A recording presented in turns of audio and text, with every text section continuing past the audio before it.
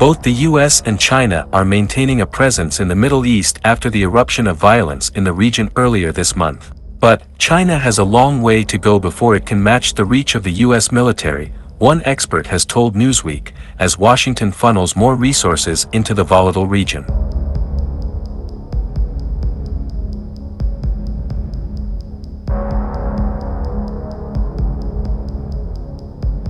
The US has heavily bolstered its military presence in the region since October 7, when Palestinian militant group Hamas launched coordinated attacks on Israel. Israel's military has since carried out a campaign of airstrikes on the Hamas-controlled Gaza Strip, to the southwest of Israel, in anticipation of a looming ground offensive. Hamas has in turn fired rockets and missiles across Israel, and is believed to still be holding Israeli hostages in Gaza.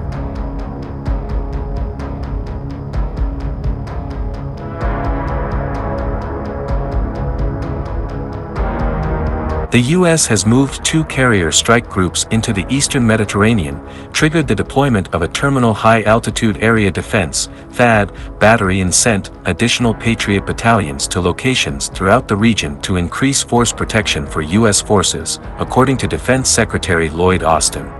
US troops have received prepare-to-deploy orders, and a squadron of F-16 Fighting Falcon aircraft arrived in the region on Tuesday.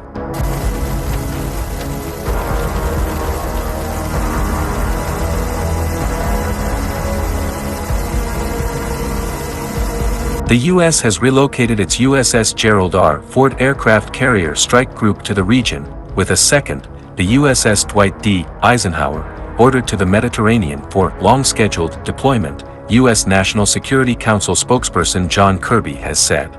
Altogether, this gives the U.S. a significant amount of firepower in the region from which to draw on if needed, independent military analyst Patrick Fox previously told Newsweek.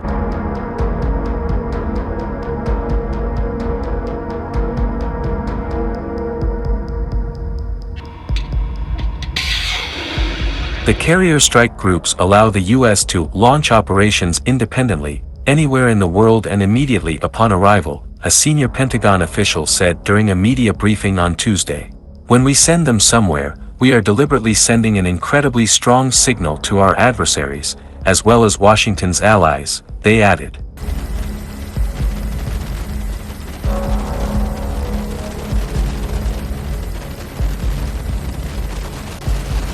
But the U.S. is not alone in the Middle East.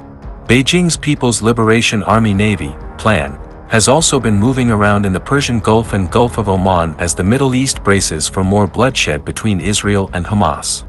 There are currently 6 Chinese naval vessels around the Middle East, made up of the 44th and 45th Naval Escort Task Forces, said Bryden Sperling, senior research leader for defense and security at the European branch of the RAND think tank.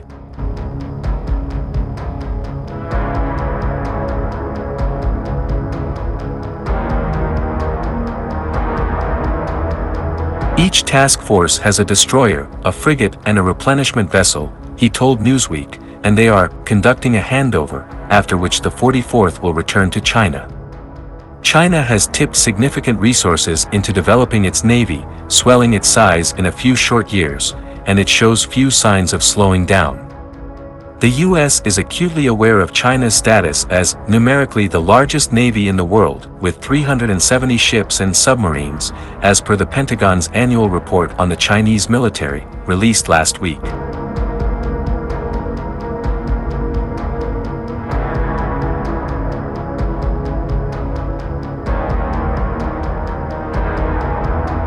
Though they've never been tested in conflict, these ships have significant capability and reflect the rapid growth in the sophistication of the Chinese Navy, Sperling said.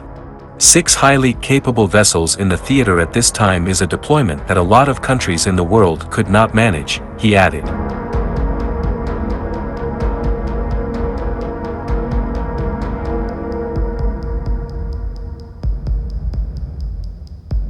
Yet Beijing has a long way to go before it can match the reach of the U.S. military, Sperling said. The 2 U.S. carrier strike groups in the eastern Mediterranean have more ships and are more powerful, particularly with the air power accompanying them, Sperling told Newsweek. The network of bases and partnerships the US has around the world, and its familiarity with operating globally, is still leagues ahead of what China can do, Sperling said. And it's arguable whether China will be able to match it in future, even if they would like to do so.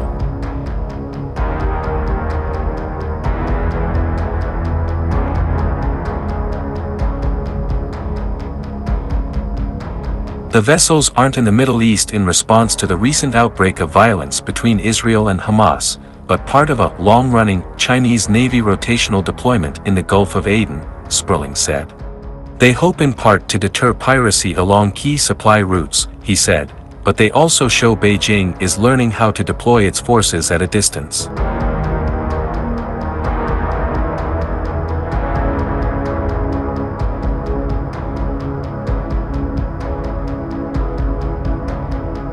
The fleet of the Chinese People's Liberation Army Navy set sail for an escort mission and is paying friendly visits to relevant countries, Lu Pengyu, a spokesperson for Beijing's embassy in Washington, told the Russian state-run Sputnik news outlet. The relevant parties should respect the facts and stop groundless hyping.